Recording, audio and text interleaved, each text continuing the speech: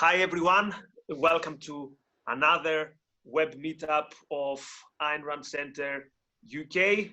Today we're missing the captain, so I will be leading the course rather than Razi. And we have with us Andrew Bernstein. Andy is a philosopher, a fiction writer, a non-fiction writer. His latest books is Heroes, Legends, Champions, Why Heroes Matters. Hopefully he has it somewhere there and we're gonna see it. Here we are. Yes. And Available actually, you know from what? Amazon. The other day, Amazon suggested to me a book based on the life of Shackleton. What's the name of that guy that you mentioned in the book? The guy who said... Shackleton? Yes. So some of the heroes of the book keep appearing now in my Amazon suggestions. So, but Andy's not only someone who writes about heroism and someone who describes himself as a hero worshipper, but he's also someone who understands objectivist philosophy, and he will help us navigate one of the most interesting essays by Ayn Rand, the metaphysical versus the man-made. I have it on Philosophy Who Needs It. So we're gonna do the usual stuff, which is I'm gonna go through some questions based on the essay, and we're gonna discuss them with Andy. At any point, you can ask any questions, and so there's not gonna be an official Q&A at the end. We're gonna go through, let's say, in a particular order, and then we will deal with any other question you might have. So David has already posted the question, but because it's more biographical than not 100% of the essay, I'll deal with it in a while. But David, if at any point you have to go, just let me know and I'll deal with your question immediately. But I'll just want to go through basically the structure of the essay, and then we'll get to your question, which is very interesting.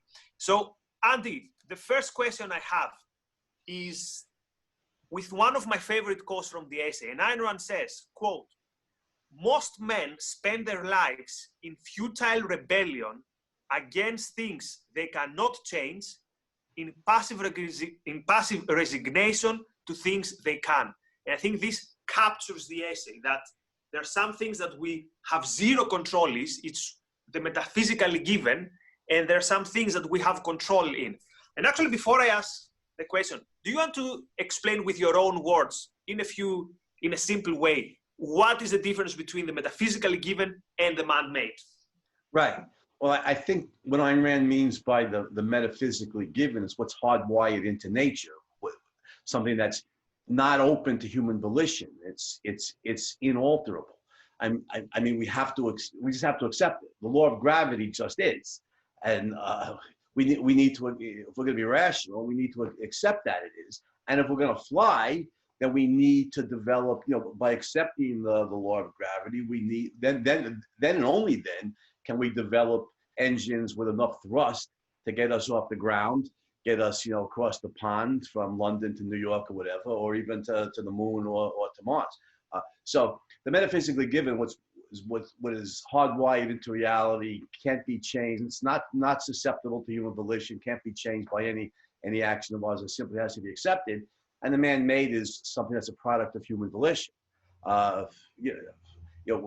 If for example, a good example in our day, of course, is viruses exist, right? All kinds of microbes exist. It's simply part of reality. But sloppy investigation of them in human labs, undisciplined, sloppy investigation that lets viruses escape and cause a worldwide pandemic, that's subject to human volition. That the viruses need to be and can be studied, much more intensively and with much more discipline and rigor to prevent, with much more intensive safety precautions to prevent them from escape. So there's a difference, Or a second example is climate change. The truth is that climate change is natural, it's cyclical, it's incessant, and secondly, that warming is beneficial to human life. The Roman warm period, the medieval warm period, they were known as climate optimists. That's built into the nature of of the earth. It's simply built into the nature of reality. We have no control over that. If we get hysterical about warming and want to try to curtail it, something that's natural, not man-made, and that's good, that's not bad for life on earth, the hysteria here over this is man-made, and and can be challenged, should be challenged. I think a good example of what Ayn Rand's talking about. Human beings are trying, many of them, they're trying to reverse a natural process. I think that's interesting, because you took two very difficult examples, because they're almost on the cutting edge between the one and the other. Now, there's a can of worms there. I'm not going to touch it, so I'm not going to comment on whether I agree or disagree. But just let me say one thing, though. It is a fact that by industrial, let's say, production, at least theoretically, if you don't accept it, that it actually happens, but there is the possibility that we can change the weather. Actually, the Soviets, on the opening ceremony of the 1980 Olympics, they managed by, quote, bombarding the clouds to make it rain outside of Moscow. So above Lenin Stadium on the opening ceremony of the Olympics, it was not raining. So let's say human action influencing the weather on a micro scale like the Soviets, or on a macro scale like global warming, let's say going with the conventional, the mainstream narrative. Would this be a combination, or would it be the man-made, because the defining factor is human action? Well, I don't think human beings have the capacity to have any impact, or little or no impact on climate. The natural forces that bring about climate change, whether it was the Minoan warm period, or the Roman warm period, or the Ice Age, the Dark Age ice, what do they call it? The Dark Age cold period, the medieval warm period, the Little Ice Age, the modern warm period. It's cyclical, it's natural, caused by variations in solar emissions, caused by cosmic rays, caused by oscillations of the Earth's ocean current, vastly beyond human capacity. And by the way, we should point out, according to Dr. Roy Spencer, 95% of the carbon dioxide spewed into the atmosphere annually comes from natural, not man-made sources. And Dr. Tim Ball, the Canadian climate scientist, says more than 96%. So human impact on the climate is minimal. This is, if it exists at all, this is overwhelmingly the metaphysically given that we need to accept. And warm periods are beneficial to human life, any kind of life. The evidence supporting that's overwhelming. We just need to accept that. Okay, I don't want to corner ourselves in a discussion on global warming. So I'll move to the question by David, which is very interesting. Is it a metaphysical fact that people have the right to make their own choices? So if I understand well, David, you're talking about free will. So here's a fascinating question. Is free will basically the metaphysically given, or are your actions the man-made? Or is it a combination that your identity the identity of your consciousness is the metaphysically given, and what you do with it is the man-made, if that makes sense? Well, he used the question used the term right? Right is in the question. That's a political concept. So I think the first thing we need to point out is human volition is metaphysical. It's hardwired into our nature. We have the capacity to control our own consciousness and the choices, the choices we make and the actions we take based on those choices. Now, the concept of right is a more complicated question, because it's not a metaphysical question. It's a political question. I think we could say this: metaphysically, given human nature, human beings have to act on their own judgment, on their own best rational judgment in order to survive, and so they need to be protected to act on their own judgment. That's hardwired into the nature of human life and man's survival requirements. So I would say the right to act on our own judgment is part of man's metaphysical nature. But it's subject, unfortunately, it's subject to volition. Look at how many people reject it. The paradigm examples would be Nazi and communist dictators. So I will ask the question that I started with the quote. So most men spend their lives in futile rebellion against things they cannot change, in passive resignation to things they can. Now, you gave us very well the context, the philosophical context of this. Now, I want to bring it to the element of the concrete. So quite often we have some conservative influencers in the UK, for example, someone like Zubi or Joe Rogan, who they often say something which it is correct in its essence. They say that your life sucks mostly because of your choices, not because Trump or Boris Johnson or Corbyn is prime minister, unless it's basically someone who has, we pay taxes, all that stuff, but at the very end of the day, we spend too much energy on politics, which is kind of outside of our control, and not on the things that are in our control, our diet, the peace of our mind, our relationships with the people we love and all that stuff. So could we then say, though, that although politics is the man-made, it is still basically outside of our control, outside of what we can change? So in this dichotomy by Rand, things that they cannot change and things they can change, could some of the things that we cannot change fall into the man-made category? And politics is an example. Again, this doesn't apply to extreme cases, like it doesn't apply to North Korea, obviously, but for the average person in the UK, odds are that if your life sucks, it's your responsibility and not of politics. Now, with the lockdown and all that stuff, it's another discussion, but you get the point. Well, there's several points there, Nikos. In a free country, or even a semi-free country, I think that if your life is good, it's based on the choices that you made, and if your life is bad, that's also primarily based on the choices you made.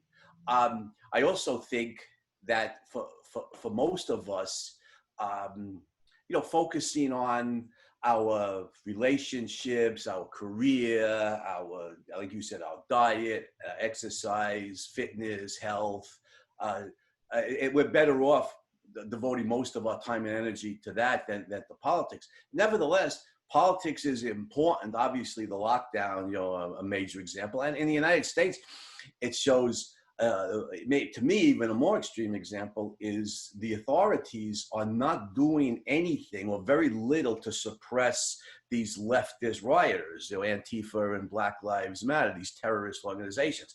And they should be, they're attacking the police rather than the criminals.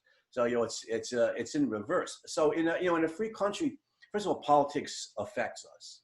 I can paraphrase Tolstoy here. You may have no interest in politicians, but politicians have an interest in you. But in a semi-free country, political change is within our power. I mean, even as an individual, especially with social media, you could get out the word, and you could argue rationally and provide evidence. Why a free society is a good thing, and why this push into dictatorship is bad. So I think we can and should work in politics to promote liberal ideas, supporters of liberty, and we can make a difference. The American Revolution is one example of political change for the good, and the Russian Revolution is an example of political change for the worse. So politics is open to our choice. It's important because it affects our lives. I think we should do what we can to promote political change towards individual rights and liberty. But I don't think, unless you really love politics, which I don't think is the main love of most people, I think, most of our energy should be devoted to personal values and personal value achievement. So at the end of the day, then, it's still the man-made, but I don't think we got to the end of the day yet, because if you live in a less free country, the biggest change that you can make is to vote with your feet and go to a freer country. And just as an example, we're using Zoom now. The creator of Zoom, Eric Yuan, applied to immigrate to the US 9 times before he finally won the lottery. Now, I think it's idiotic on the part of the US and probably any other country that could do the same to make someone like Eric Yuan go through the bureaucratic treadmill 9 times before he's allowed into a country where he can actually do great things. And this, I think, is the #1 political issue of our time, because it is the most radical way in which someone can take the man-made into his own hands, or actually feet, but you know, that's the language. I think that is #1.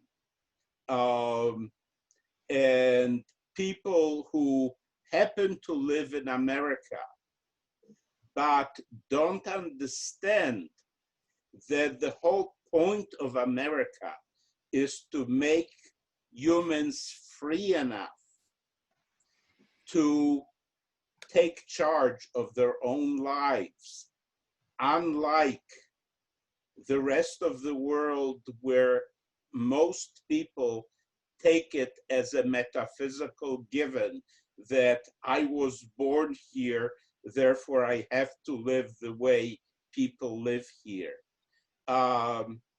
Those Americans who don't get it are very radically anti-human and anti-American.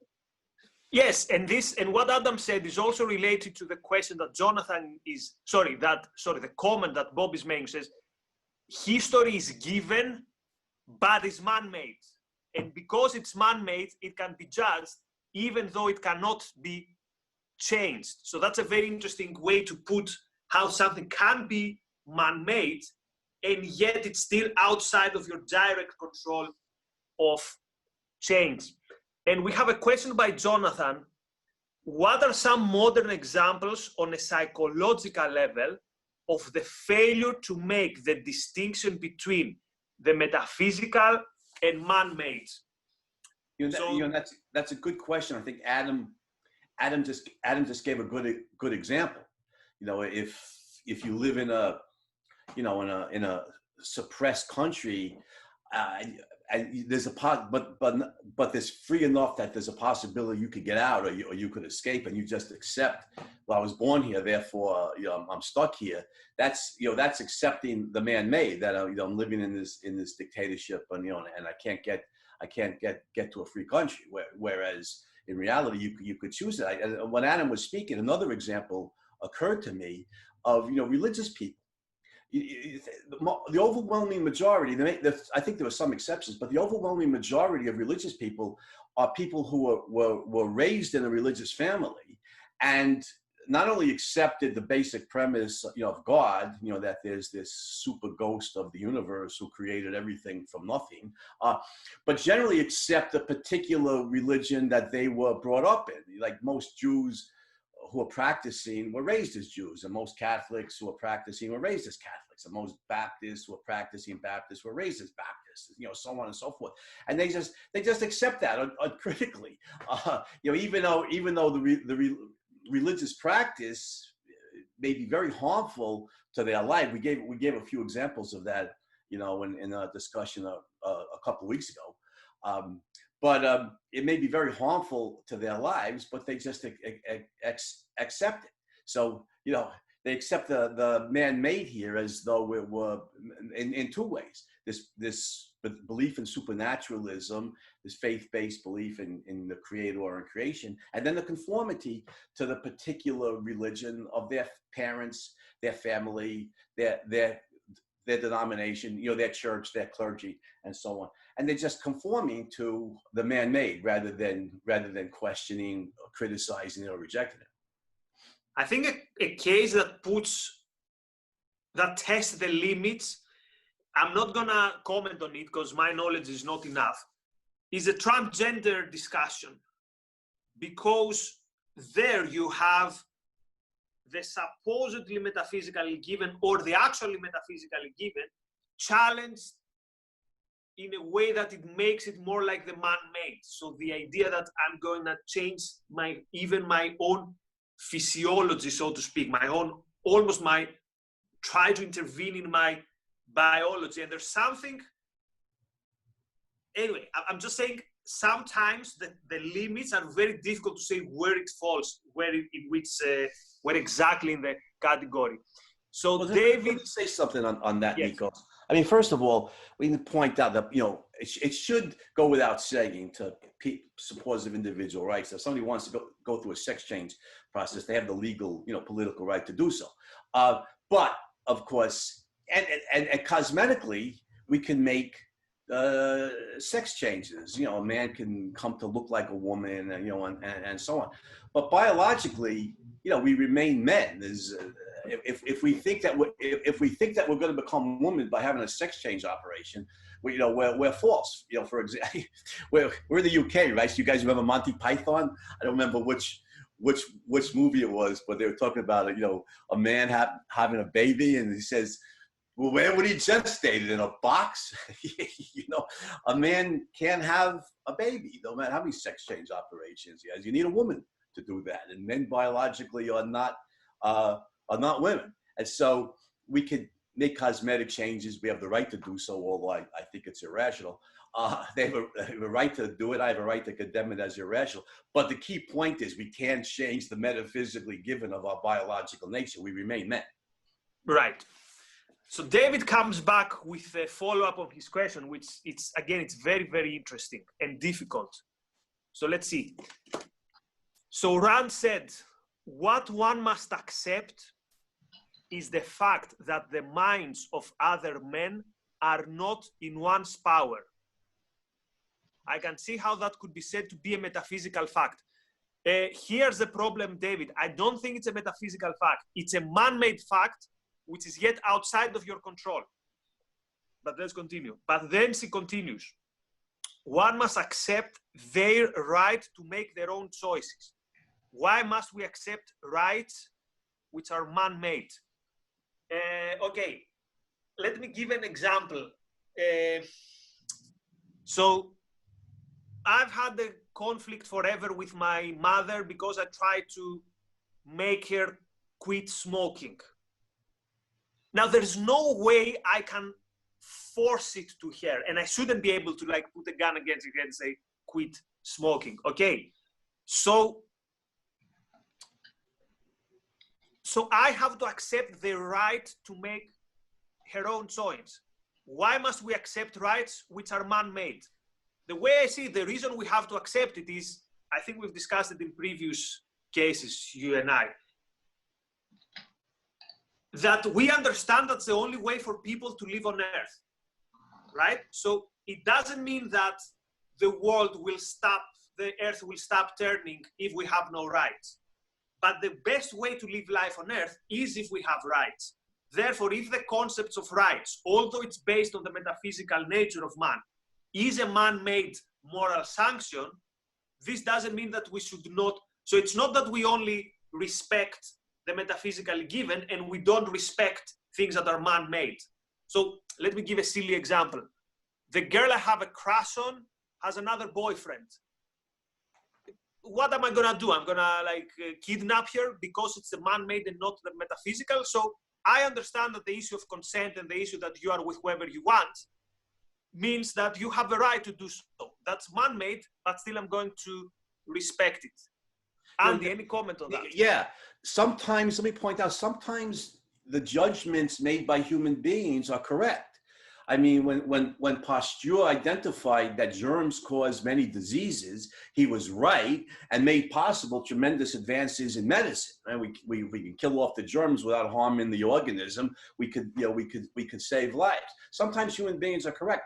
And the concept of individual rights, the political principle of individual rights, is another example. Yes, it's man-made. The Locke's statements in the Second Treatise of Civil Government, Jefferson's in the Declaration of Independence, those are man-made. But as Ayn Rand points out, it's identifying the survival requirements of human beings. We need to live by, we're a rational animal. We need to live by our rational judgment. And in order to do so, we have to be free to act on our judgment. That is, we have a right to act on our judgment because our survival depends on it. So it's man-made, the concept of political rights, but it's grounded in the metaphysical, and the survival requirements of human beings, given our nature and given the nature of the universe.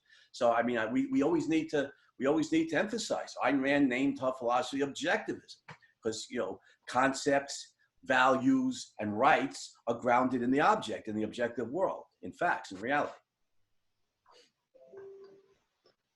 Yes, says David, but her argument for rights is a man-made argument that can be judged. Of course. Yeah, obviously it can be judged. That's what we've been doing, you and me, if you're the David who I think you are, because I can't see you, but if you're the one I think you are, we've been debating this forever. So of course it can be judged. Right. And we judge the evidence supporting it. We examine the evidence supporting it, see that it's established the conclusion, and we judge the argument to be true. However, I will say there is a must in accepting it, because, at least in my judgment, it's what our metaphysical nature as human beings requires. Now, this must doesn't mean that if you don't accept it, I'm going to put a gun against your head. So I think that's the distinction there. Okay, we have some great questions here. Would something like expressing, and by the way, David, I promise we'll return to your first question on whether Ein Rand was serene. Would something like expressing the wish that the past was different, even when briefly and for a moment, for example, when people say, oh, I wish I could go back in time and change this, qualify as a failure to make that distinction on some level? I mean, it's more like a small evasion, but Andy or someone else, do you want to take? Yeah, I can think of many things in my life, you know, that I'd like to go back and change. There's so many errors and you know, honest errors and irrationalities that I would like to change. But I recognize that I can't. That's metaphysically impossible. You could try and make make reparations and repair as much as you can, make restitution. Above all, do it better, learn from it, do it better in the future. But I could see wishing, you know, that you could go back to in the past and correcting errors that you made, as long as you recognize it's metaphysically impossible. There's no problem with that. When a politician says something like, we can make it work if we just do the right thing. For example, in Melbourne, they're in complete lockdown in order to stop all community transmission. Could we say this is the same error? Or how do I connect this to a primacy of conscious premise? I mean, it's very interesting how the central planners think that their policies have actually a big influence on the virus. There's plenty of evidence that it doesn't really. So the element of primacy of consciousness is I wish it to be so, therefore I'll do it so. I don't know if the person who is asking the question has read Atlas Shrugged.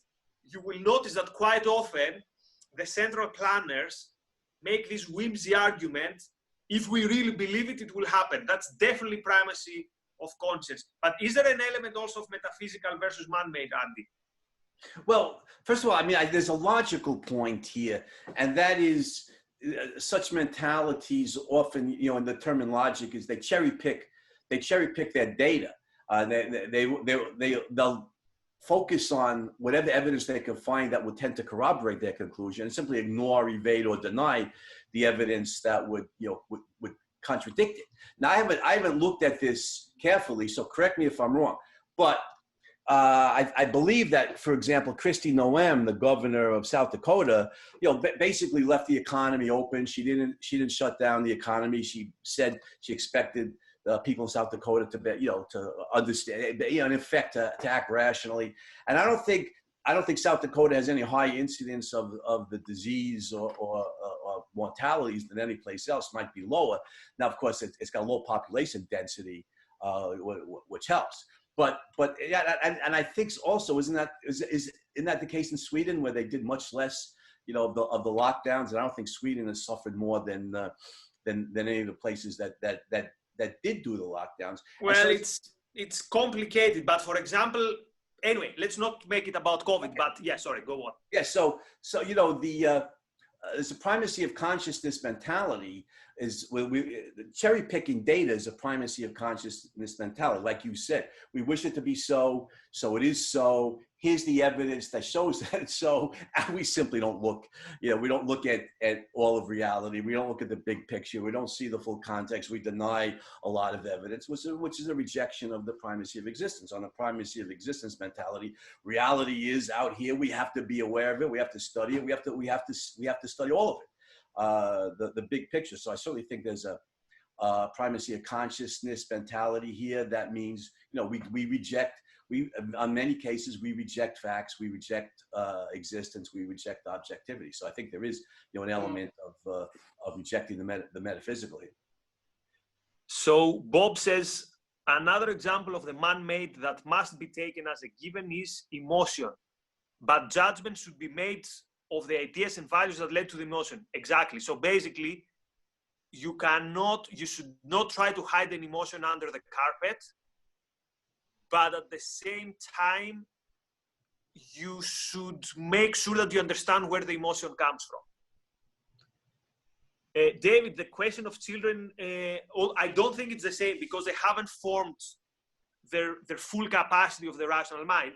But let's keep it, I cannot discuss it today because it's not the topic, but we could have a discussion on, at some point, on where does a child becomes a fully rational agent. For example, we agree that it's not when they're 5, and we agree that unless something is seriously wrong, it's not when they're 25. So it's interesting where exactly you don't agree. Okay, yeah, but let's have this discussion within a context rather than kind of me and you exchanging comments, because it's difficult then to follow. But I'm not evading it. We'll have it at some point. I'll tell Razi that's an interesting point. Now, can I go to the next point, and then we'll go to the original David question. So in page 33, so it's the big question about the universe. So Rand says, although few people today believe that by singing of mystic incantations will bring rain, most people still regard as valid an argument such as, if there is no God, who created the universe? So for many people, this is a weak point in objectivism, that it kind of leaves the question of who created the universe. So objectivism says the universe is what exists, so there's no point in asking when it started. But isn't it still valid to say, why does this not fall within the law of causality? Why doesn't it still need to be asked that at some point we reach a starting point? Why doesn't philosophy is capable of answering this question? Well, I mean, I think we need to reject. I think we need to reject the premise there. Any such questions come up within reality. They can't be applied to reality. I mean, the way the question is often phrased is, well, where the universe? One of my students, I'm teaching at a Catholic college. Well, where the universe come from? And I said to her, well, if I told you it came from Brooklyn, would you be satisfied with that answer? And she said, no. Now, of course, to ask where did it come from presupposes that it came from some place. You know, it was in Canarsie, and then it came here. You know, but all places are within the universe. The universe is not in a place. All places are within the universe. And similarly, who created the universe presupposes that some being did. But all beings are within the universe. The universe is by definition the sum total of all that exists. All beings are within the universe. There's no being outside the universe who could create the universe. Yeah, so but then has it existed forever? Has it been existing? Those questions are based on invalid assumptions. So is the question, has it been existing forever, invalid? Yes, definitely. The universe has always been here. There's an error in the assumption that what we measure within the bubble that we're in, essentially, there are many singularities, and if they are small enough, we call them black holes. But they live on a cycle. And as far as the physics tells us at this point, we are in one of those bubbles that is still expanding and hasn't burst. But if this is just one of many in a larger, infinite, eternal universe, and there is no evidence that our bubble is in any way different than other bubbles. Now, there is one thing that religionists have been pushing recently. It's called the Antropic Principle. Namely, how come everything in our specific bubble is such that it permitted humans and human minds to evolve in it? Because maybe in the other bubbles, this cannot happen. So maybe our bubble was started in a different, very specific way designed to make our evolution eventually possible. But that's a fallacy, because if our bubble didn't permit our minds to evolve, we wouldn't even be thinking about the issue. So there's a question of logic. If the universe were designed to permit us to have minds, then what about if it weren't designed? Well, we wouldn't be here to think about it. So this is a case where Bayesian probability really matters. We know that we are here and thinking about the universe. So it could not have been specifically designed for that purpose. It just happened. So in a way, though, also the universe is synonymous with existence, right? Yes. Yes. And Right. the universe is eternal as strictly a point in logic. Whatever science discovers about big bangs or whatever is fascinating, but it doesn't affect the eternality of the universe for this, because nothing could be created from nothing. So the universe cannot be created. It must be eternal. It bothers me that there are scientists who construe the Big Bang Theory as a creation theory. Now, I can't comment on the physics. Maybe the Big Bang Theory is true, maybe it isn't. I'll just put it hypothetically. If it's true, it's a version of an eternal universe theory, because nothing does not explode. Nothing does not do anything because it doesn't exist. If there was some big bang or explosion, what that means is in the beginning, there was some type of energy phenomenon and it went boom. And it accounts for the present structure and configuration of the universe, but the matter changes its forms, right? It cannot be created or destroyed. So the Big Bang Theory, if it's true as a theory in physics, is just another example of an eternal universe. So now I want to go to the question.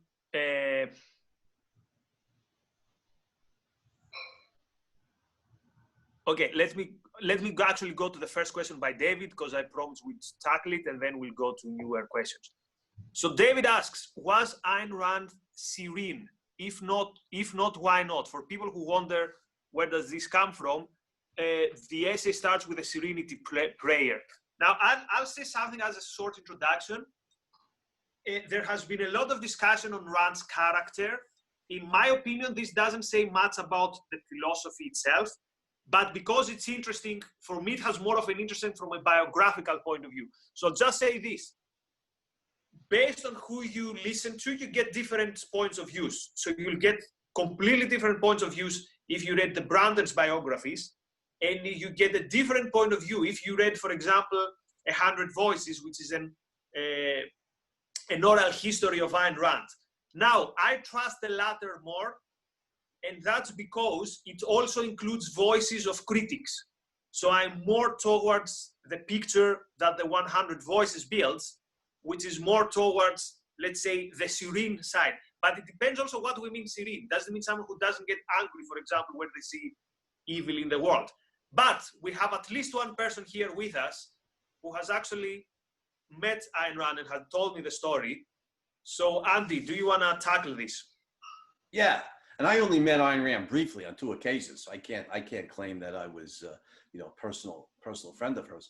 But yeah, first of all, for any writer or philosopher, whether they're serene or not, or whether they were happy or whether they were rational in their personal life, is irrelevant. It's interesting biographically as to what this great person was like in his or her own life, but it doesn't tell us anything about the literary merit of the writings or the philosophic truth, of the theories. For instance, who was it? Was it Gogol or Turgenev, one of the Russian writers who knew Dostoevsky personally, who said, quote, Dostoevsky was the most evil Christian I've ever met, unquote.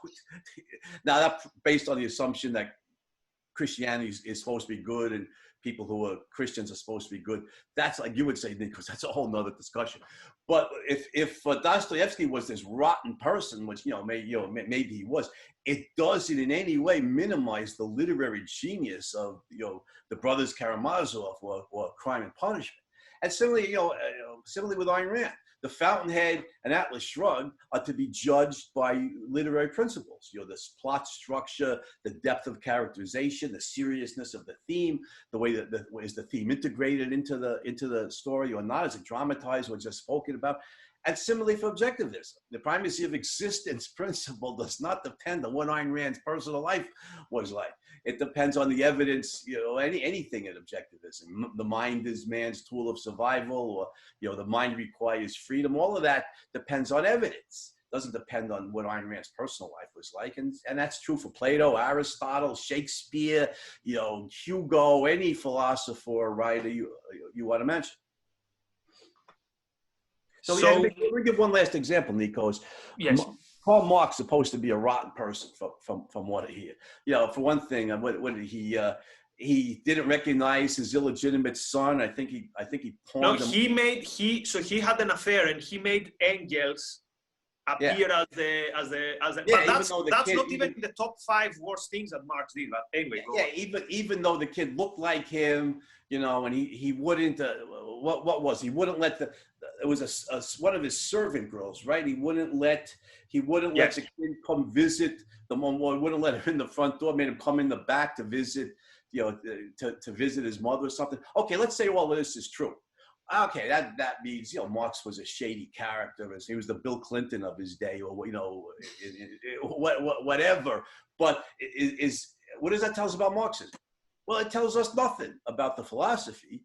We judge the philosophy by reference to the content. The cardinal principle of Marxism is that there's this inbuilt, inherent, intrinsic class struggle that drives human history forward, and the rich get rich inevitably by exploiting the poor. And we look at reality to judge that, not at the details of Marx's personal life, and we see that in reality, gazillions of people under capitalism anyway rise up out of poverty into the middle class, into the wealthy or owning classes, and there's no built-in class struggle. As Sean Hannity once put it, any job I ever had in my life, I wasn't hired by a poor guy. I was hired by a middle class or rich guy. There's the idea of a built-in class struggle is just as false as the Nazi idea as this built-in race struggle. Marxism's false, based on the relationship between his theories and reality, not based on whatever he did or didn't do in his personal life. So Bob is kind enough to raise his hands so he's following the rules. Bob, I'm going to get to you in a second. Just to say, when there's not that many of us, feel free to kind of jump in when there's any gap, but it's better to go with the process that Bob is going. But because I don't want to evade the question that David asked, So Rand, again, from my understanding, was definitely intense, very intense person. So I don't see her as a person who would be what we'd call, you know, easygoings, like you. So she was very intense because she took everything seriously.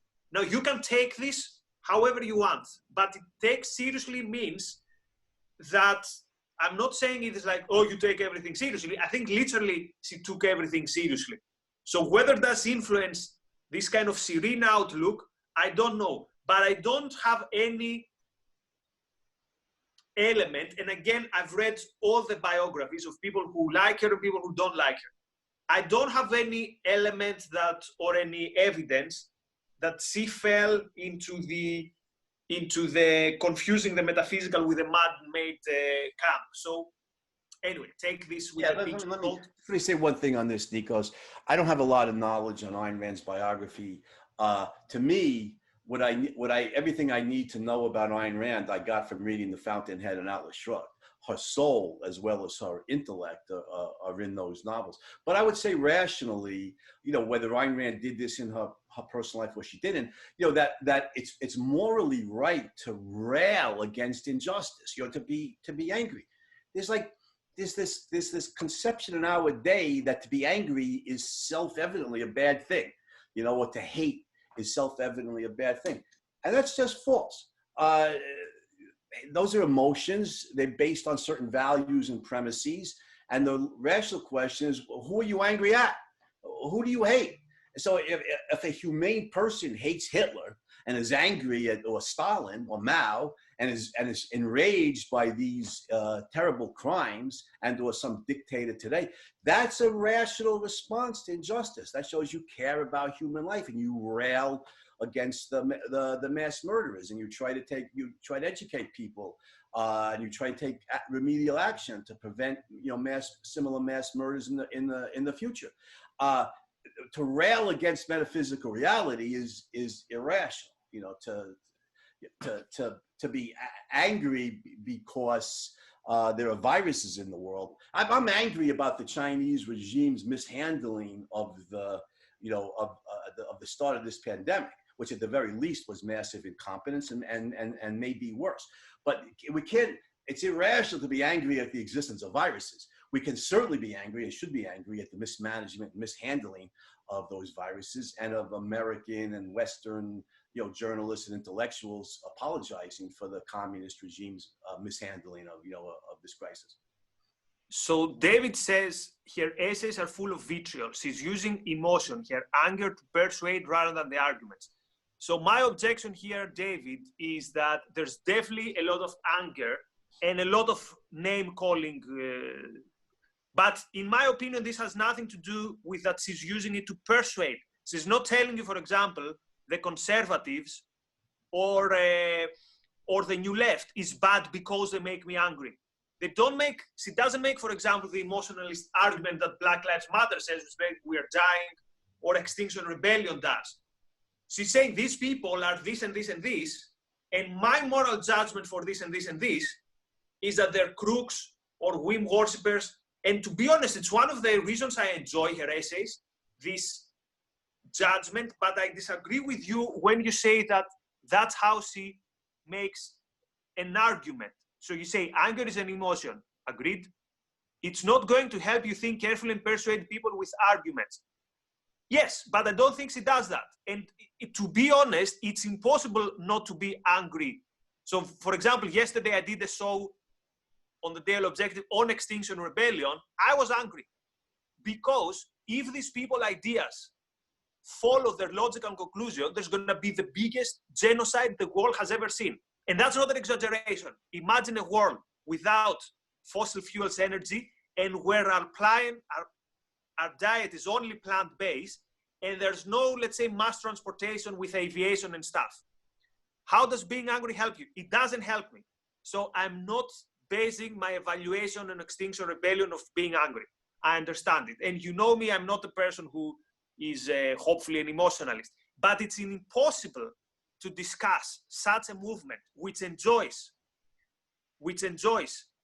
the sanction of basically the entire mainstream and elites and not get angry. It's difficult not to get angry, but someone who is basically, even if they don't want to do it, advocate mass genocide. Yeah, anger at injustice is a proper, rational, healthy, life-supporting emotion. So we should be angry at the communists, not just what they did in the past, but that their ideas are still dominant in China, in North Korea, in Venezuela, in Cuba. You know, the lives that they snuff out, the innocent lives they snuff out in those countries. And then, of course, their mishandling of the virus, to put it mildly. Human life doesn't mean anything to communists. And even if they didn't do this deliberately, start the pandemic deliberately, it was their incompetence, you know, and their lack of concern for human life that caused them to be so lax about the way they handled this virus. We should be angry. This is terrible injustice. We should be angry about it. Now, the key point, of course, is to take remedial action. In this case, to speak out, you know, to do what we can, to criticize the Chinese regime, to condemn the Chinese regime, to try and make sure we take steps in the future to, you know, to ameliorate the problem now and to take steps in the future to obviate, you know, a reoccurrence. And I don't think, I guess the anger, it's an integrated response. It's an intellectual and moral realization at a terrible injustice. The emotion follows that. And so it's an integrated response that then requires us to take remedial action. It's all one. It's integrated around caring about human life, making judgments in support of human life, and taking actions to advance and protect human life. So the interesting thing here is that maybe Rand's heroes in some way are closer to David's premise, because even when Rourke goes and blows up the building, he doesn't express, he's not throwing tantrums. So basically, if what you mean, David, is that throwing tantrums doesn't help, I agree. And the number one rule in a discussion, in a debate, specifically in a public debate, is the first person to get angry usually loses. But I don't agree with what you say, that anger is a signal that reality isn't what you want it to be. Or actually it depends. I don't want the reality to be, if I live in 44, I don't want the reality to be the Holocaust. And I'm very angry about it and I'm gonna fight it.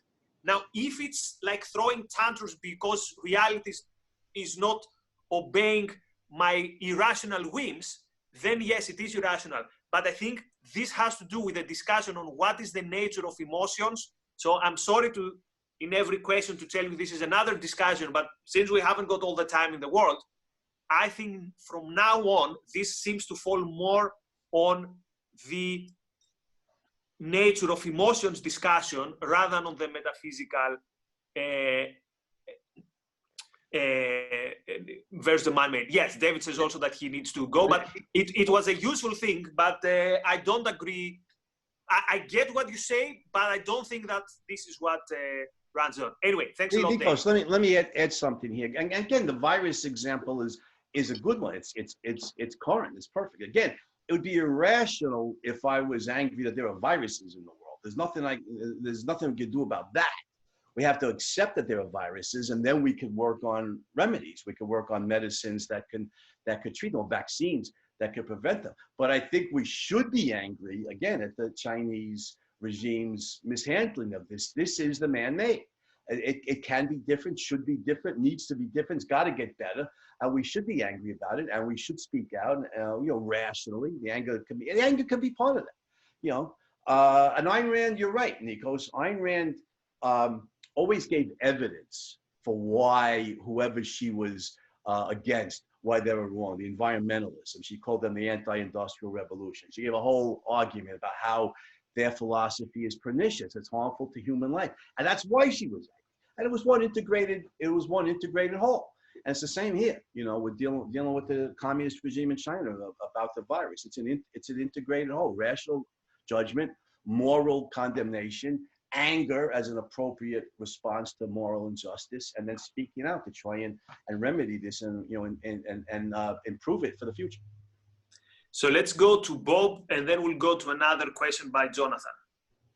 Yeah, I wish you had recognized me when I first put my hand up. So you're angry at human injustice there, Bob. You're angry at the man-made. I get that. No, it's not anger, just an expression of displeasure. Okay. Like Andy, I had a few interactions with Ayn Rand, and I saw what some might have interpreted as her anger at me. In one of the after sessions of Leonard's lectures, where she had said something, and then I raised a question, and she snipped at my answer. And yet, I would describe Ayn Rand as one of the most serene people I have ever known. If serenity means what that prayer says, accepting what you can't change and struggling to change what you can and recognizing the difference, I don't know anybody better. In fact, I remember one of the first times I went to one of the Ocon things in San Diego when the Reismans were running them. And Betsy Spicer was passing around something, and you were supposed to give a one-word comment about what you were, and I described myself as serene. That is, I take that as I was complimenting myself, obviously. So with respect to Ayn Rand and anger, I think everything you guys were saying is correct. That when anger is deserved, then anger should be expressed. It is interesting that neither Galt nor Rourke expressed anger as strongly as Ayn Rand did. I would probably be a little bit more in their range than in Ayn Rand's range, but I certainly understand what she was saying. And one interesting thing, if you've noticed in Leonard's comments about her and how he was angry with her responses to things, and yet when he explained what his mistake was, the anger dissipated. So I think that's an issue of justice, which is also a part of serenity. I think it's very important what you said, that you can be at the same time serene. Like, again, think Rourke when he blows up the building. Obviously, there's some rage within him as an expression of justice, but at the same time, he's cool, calculate, he's not throwing tantrums, so to speak. So I think it's a very useful comment. Okay, we have one last question, unless people have other questions, and it comes from Jonathan, but because there's so many comments, now I've lost it. Okay, is the failure to make the distinction between metaphysical and man-made always rooted in primacy of consciousness premise in some form? Question.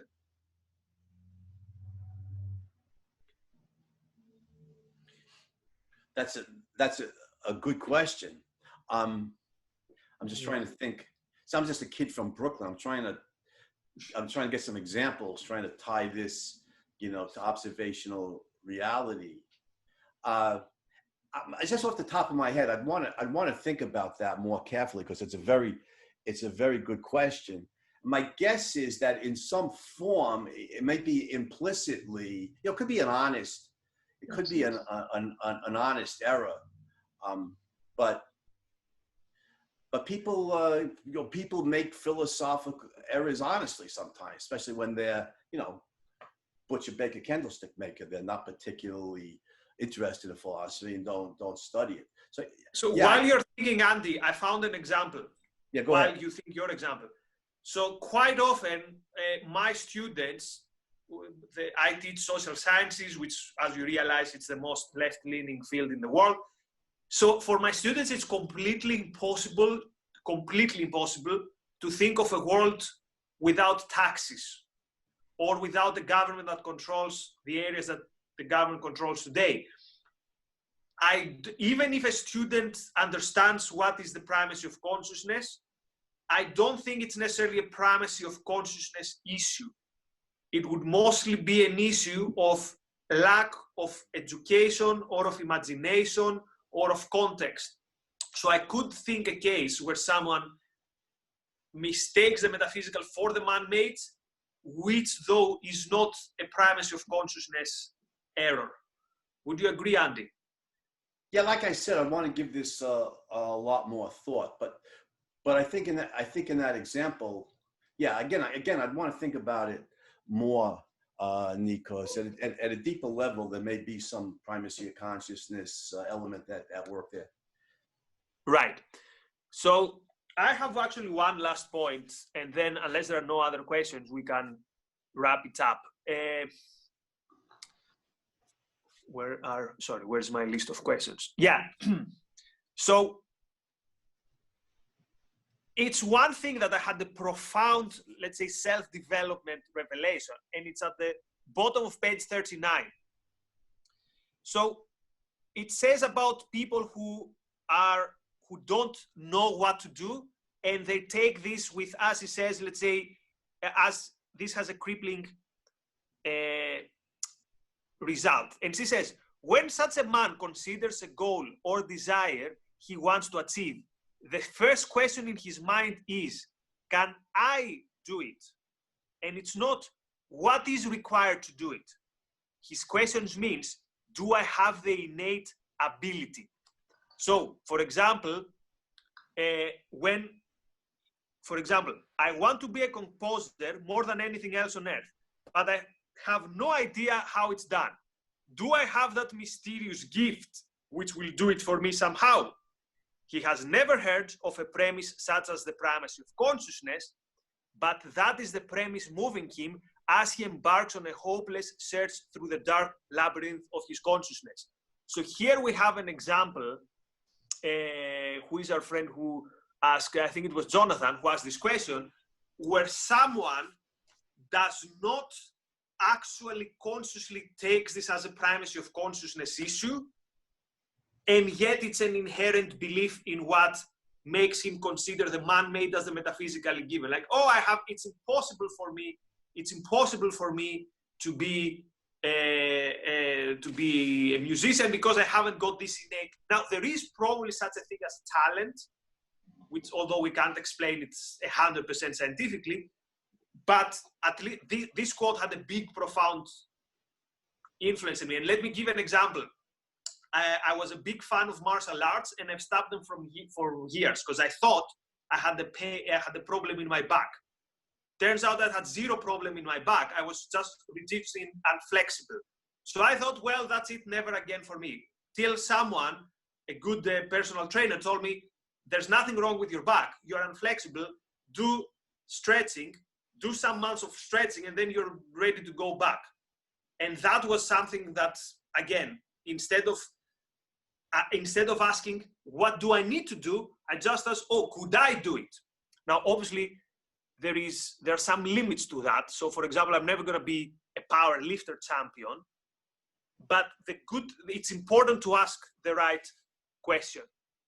Nikos, I was just thinking more about the issue, and I think yes, any failure to distinguish between the metaphysical and the man-made, even by honest people who aren't who aren't evading it, it shows just an attenuated grasp of the primacy of existence principle, that they don't recognize that. Could be an honest error on that part, but they don't recognize it. So I think the answer to the question is in some form there is a primacy of consciousness element in that person's metaphysics. And going to the specific question here, you remember that great philosopher Harry Callahan? What, Dirty Harry? Dirty Harry once said wisely, a man's got to know his limitations. But that's a nice statement of the application of the law of identity. And if I want to be a composer, one thing I need to do is take an honest appraisal to the best of my ability of what my talent is in this field, and also recognize that if I love it enough, I can really work at it. Ayn Rand always thought, great, writers are made, not born, and I think that's true. Thousands and thousands of hours of work over a lifetime. Well, if you're in science, it may not make you into Newton or Darwin, but you'll definitely improve your mastery and your command of the subject matter, and so on and so on. So it's a very rational look at reality. What my level of talent is to the best of my judgment. How hard am I willing to work to cultivate that talent? And, am I willing to put in the work to do it? There's a primacy of existence manifestation. I can and will work to the best of my ability to develop the level of talent I have to the nth degree. And there is Adam. Yeah, the other end of the scale is an attitude encouraged by Christianity, mainly the belief that pride is a sin and humility is a virtue. And if humility were a virtue, this gives rise to the phenomenon of underestimating oneself and underestimating one's abilities. And I don't know how statistically valid it is, but I recently looked at a list of billionaires and I selected the self-made ones. And even though America is an overwhelmingly Christian country, I had to get to number 23 among American millionaires to find a practicing Christian. Well, I think also, Adam, we could check the premise that America is an overwhelmingly, Christian country. It's becoming the intellectual culture is becoming an overwhelmingly leftist country. But amongst American rank and file, just amongst garden variety, everyday Americans, most of them I think are religious to some degree, but it's not a really high degree. America's critics like to point out that the real God is mammon. The real God is money, and capitalism is the religion. And I think most Americans want to live well, and religion is kind of an afterthought. They're willing. Yes, they live well, but many of them underestimate their ability to live an excellent life, not just a good life.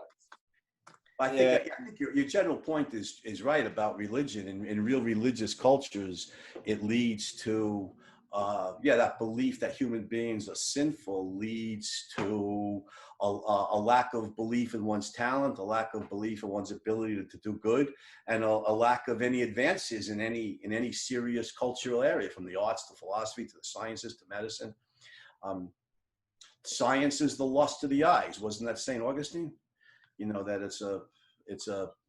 it's inappropriate for human beings to think that and understand God's world. And coming from a country which the two biggest influences is the Orthodox Christian tradition and left-wing premises, Greece, these are not contradictory at all. And in some ways, the really good,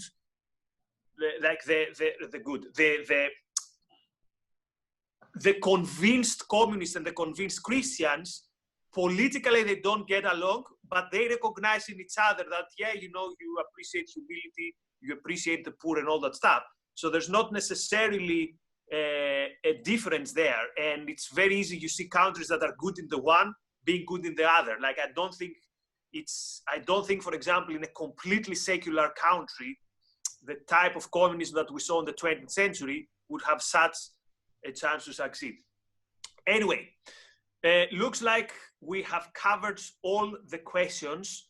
So I should say, maybe because since today it's also a small meetup and you know that I'm in favor of short meetups, maybe we should wrap it up unless someone has. So Andy, any parting thoughts about this essay that we discussed today, or something that you think should be addressed and hasn't been addressed?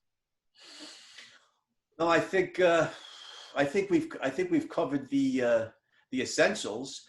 Maybe one last example. They say nothing's certain but death and taxes. Now that might be humorous, but to the extent that anybody's serious about that shows again a failure to distinguish between the metaphysical and the man-made. Death at some point is certain. Taxes are not are not. So there's a point in Atlas Shrugged. It's in part 3, and it's not a spoiler, so I'm not going to give the usual spoiler alert. So basically the world is collapsing, and Dagny is talking to her brother, and her brother says, no, we can't do that, we can't do that, we can't do that. And we enter Dagny's internal monologue, and that's where she doesn't put it in these words, that we see how Dagny comes to this understanding of what's the difference, of how these people view the man-made as the metaphysical. So I think it's when Dagny returns from her voluntary/involuntary exile. I won't say from where, because then I'll give a spoiler. I think that's the scene when I think the element of the metaphysical versus man-made is dramatized best in Atlas Shrugged. Anyway, many thanks for your contributions. There were many questions, many good questions, many questions we did not cover. So keep following the work of the Ein Rand Center UK. Many thanks to Andy. Follow Andy on Facebook. He's doing some interesting Facebook Lives. Buy his book, or his book on heroism if you haven't already, here it is. Heroes, Legends, Champions, Why Heroism Matters. Again, the best book to cheer you up if you're down, or if the world out there looks like not the world of your dreams. Anyway, many thanks, and see you in a future Thank you, meeting. Nikos. Have a good day, everybody. Take care. Thank you, everybody. Bye-bye.